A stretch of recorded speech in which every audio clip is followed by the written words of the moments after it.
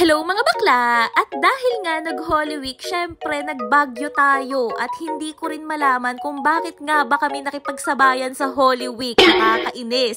Actually mga bakla, nag-advance booking talaga kami dahil nga may nakita kaming promo ni Agoda. Kaya ayun, nag-book kami agad at hindi ko naisip na Holy Week nga pala yung date na yun. At syempre, hindi naman namin kailangan makipagsabayan dahil nga wala namang kaming trabaho at nasa bahay lang kami. So, hindi kailangan makipagsabayan sa fixed season.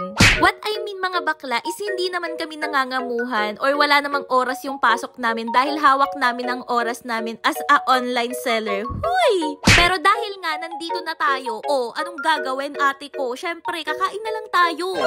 Noong mga oras na yan, sobra-sobra talaga yung gutom namin dahil kakagising lang namin at maggagabi na yan mga bakla.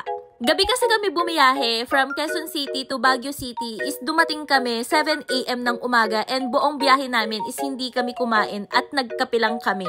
Kaya kung mapapansin nyo is naparami talaga yung order namin at hindi namin naubos dahil nga parang nalipasan na rin kami ng gutom. Parang mabilis kaming mabusog, ganon. Paano ba naman bakla? Pagdating namin sa Baguio, ang unang ginawa ko, natulog talaga muna dahil hindi ako makakapag-enjoy pagka hindi ko tinulog muna yun. Puyat na puyat talaga ang babaeng ito. Paano ba naman bakla? Bago kami bumayahe papuntang Baguio, is hindi talaga ako nakatulog sa sobrang excite ko. And syempre, hindi rin ako nakatulog sa biyahe dahil nga nakamotor lang kami. So, ito na nga bakla, magsisimula na. Kumapit ka, ito na. Ikukwento ko na yung nangyari sa amin sa Baguio.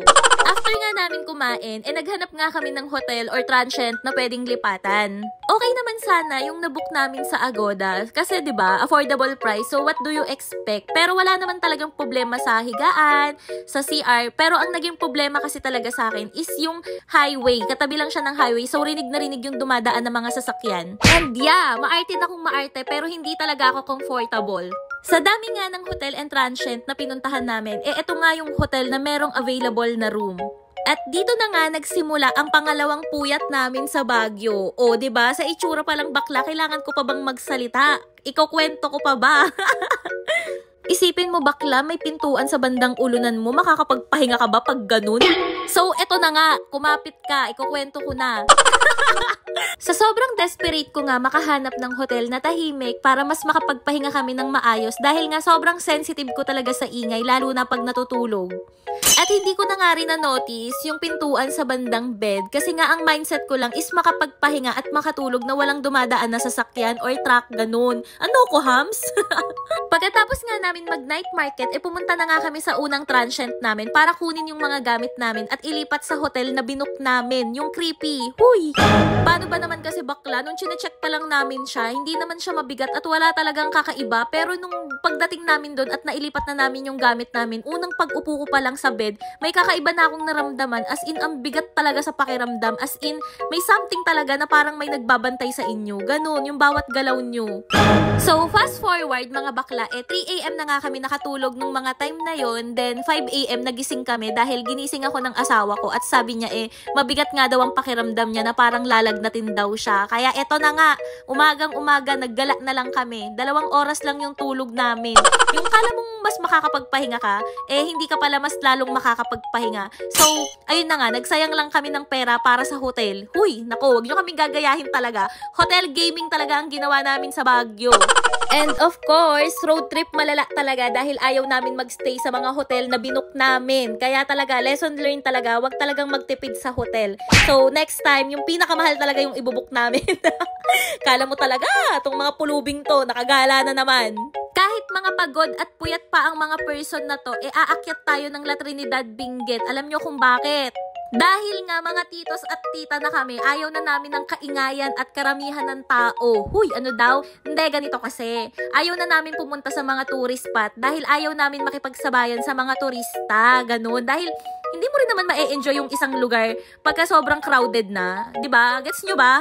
Bukod doon, nakapunta naman na kami doon dati. So, wala nang exciting part kasi napuntahan na namin. Kaya pupunta kami sana sa Northern Blossom. Kaso, ito na, kumapit ka.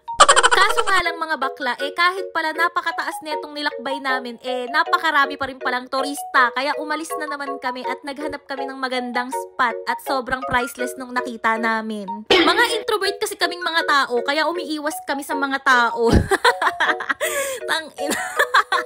O, di ba? Ang lakas ng loob kong sabihing introvert ako sa ganitong bunganga ko talaga. Ako pa talaga, sa akin pa talaga nanggaling yun.